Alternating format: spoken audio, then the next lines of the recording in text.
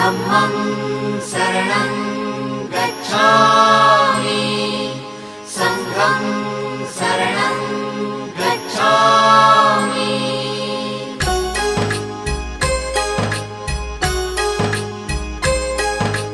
बुद्धं शरणं गच्छामि धम्मं शरणं गच्छामि संघं शरणं गच्छामि। त्याग मूर्ति तू शांत चित्त तू योग रूप संसारी, दया प्रेम अन मानवतेचे प्रतीक तुझी ईश्वरी।